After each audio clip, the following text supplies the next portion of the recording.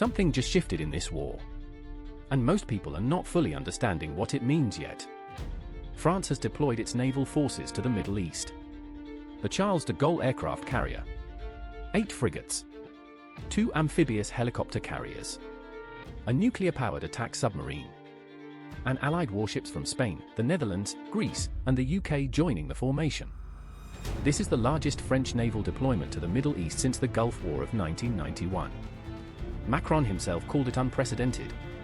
Let's establish exactly what is happening and what is confirmed, because the viral version of this story overstates some things while underselling others. France has deployed 10 additional warships, 8 frigates and 2 amphibious assault ships to operate across the eastern Mediterranean, the Red Sea, and potentially the Strait of Hormuz. The Charles de Gaulle carrier strike group is already positioned off Cyprus. The full force represents approximately half of France's major surface combatant fleet deployed simultaneously to a single theatre. The trigger was a drone attack on a joint operating installation in Cyprus, a European Union member state. Macron drew a line immediately. When Cyprus is attacked, Europe is attacked. The Charles de Gaulle was redirected from operations near Sweden. It arrived in the eastern Mediterranean within days. Now understand what France is actually planning, because this is more nuanced than simply sailing warships into the Strait of Hormuz right now.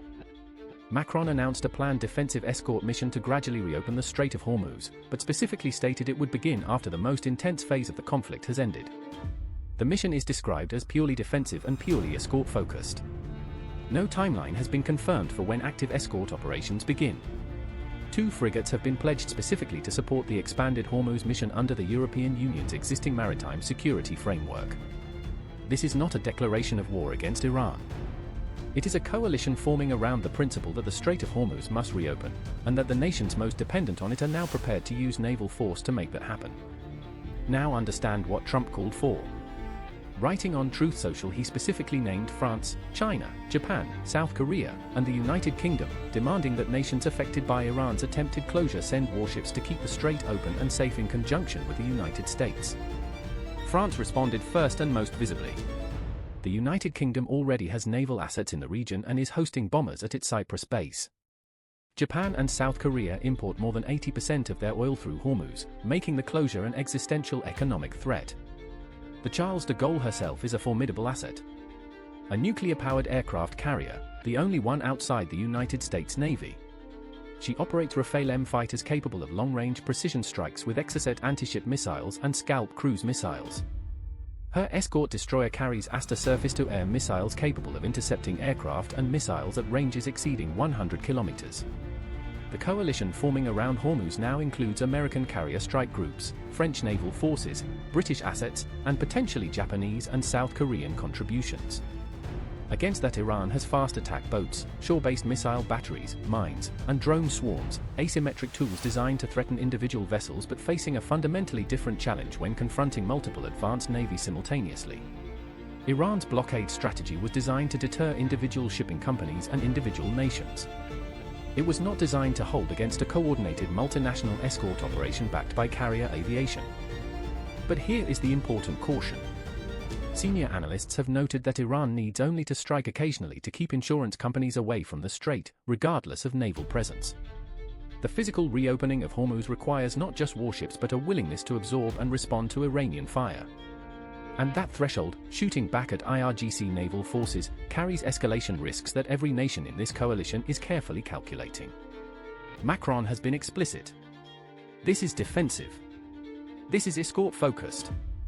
This begins after the hottest phase subsides. That language is deliberate.